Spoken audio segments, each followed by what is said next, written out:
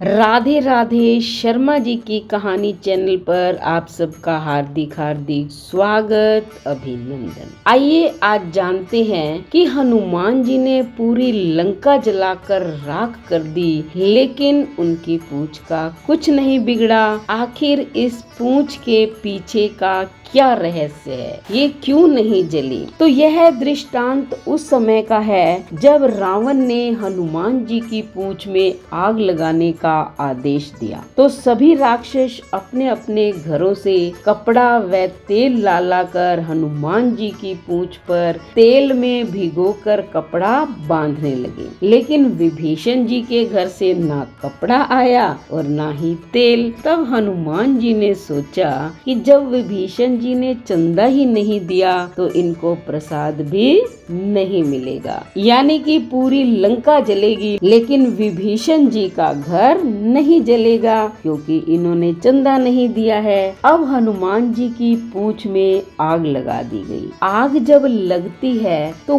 बड़े बड़े उसमें जल जाते हैं, लेकिन हनुमान जी की पूंछ को आग नहीं जला सकी। हनुमान जी ने जब आग को लगते देखा तो उन्होंने अपना स्वरूप छोटा कर लिया और ब्रह्मास्त्र से निकलकर आकाश में उड़ने लगे। क्योंकि जब हम स्वयं को छोटा कर लेते हैं तो हम में अपार शक्ति आ जाती है, लेकिन इसके विपरीत अगर हम स्वयं को बड़ा मानते हैं तो अहंकार के कारण हम अपने ही बने बनाए काम को भी बिगाड़ लेते हैं। लेकिन हनुमान जी ने ऐसा नहीं किया। हनुमान जी लंका को जला रहे हैं, लोग त्राही त्राही कर रहे हैं, रावण से कह रहे हैं हमें बचाओ बचाओ। रावण कह रहा है कि धैर्य धारण करो, लेकिन वे कैसे धीरज रखे?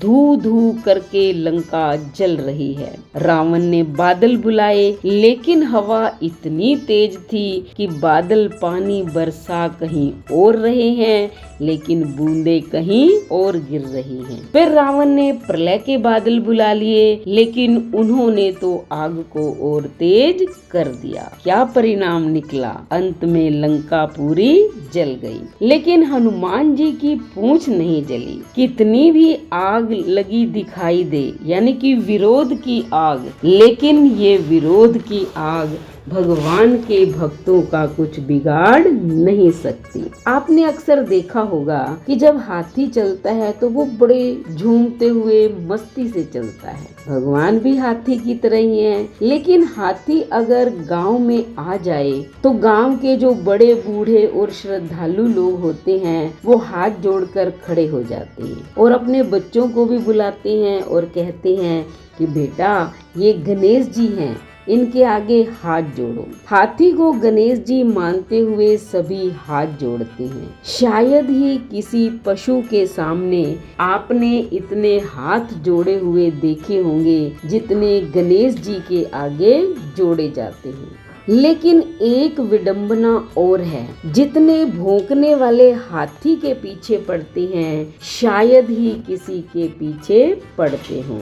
यह स्वाभाविक है कि जिसकी स्तुति होगी उसकी निंदा भी होगी। जिसके सामने हाथ जोड़े लोग खड़े होंगे उसी के पीछे भौंकने वाले भी पड़े होंगे। एक बार के लिए अगर हम सोचें कि इन कुत्तों को आखिर हाथी से तकलीफ क्या है, और अगर कुत्ते बोलते होते और हम ये प्रश्न उनसे करते तो कुत्तों का यही उत्तर होता कि हमें हाथी से कोई तकलीफ नहीं है, लेकिन हाथी के आगे ये जो लोग हाथ जोड़कर खड़े हैं ये हमसे सहन नहीं हो रहे हैं। अब देखो एक बात और है कि कुत्तों में इतनी हिम्मत नहीं होती कि वो आगे आकर भौंके। कुत्ते आगे आकर कभी भौंकते नहीं हैं और पीछे भौंकना बंद करते नहीं हैं, लेकिन इसके बाद भी हाथी की चाल में मस्ती रहती है। हाथी की चाल की एक विशेषता यह भी है कि वह हाथ जोड़कर खड़े रहने वालों के बीच ठहरता नहीं है और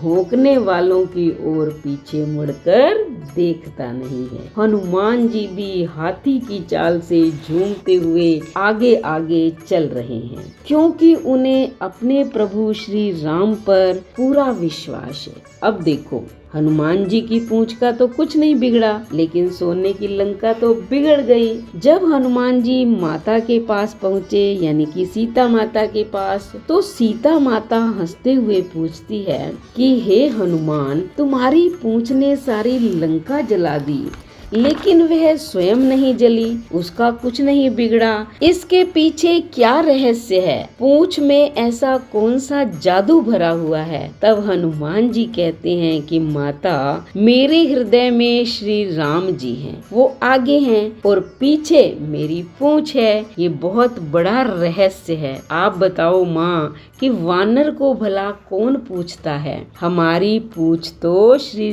राम जी के पीछे है। राम जी जिसके आगे हैं और राम जी के कारण ही मेरी पूंछ है। जिस पूंछ के आगे भगवान हृदय में विराजमान हो, उस पूंछ के पीछे कोई नहीं पड़ता माता, पूंछ उसके पीछे पड़ जाती है। इस प्रकार हनुमान जी की पूंछ की ये बहुत बड़ी महिमा है और रहस्य है, जिसका रावण कभी कुछ नहीं बिगाड़ सका। तो अगर ये दृष्टांत आपको पसंद आए तो हमारे चैनल को सब्सक्राइब करें, लाइक और शेयर करें, कमेंट करें और बेल आइकन के बटन को दबाएं, ताकि ऐसी ही वीडियो का नोटिफिकेशन सबसे पहले आपको मिले। धन्यवाद।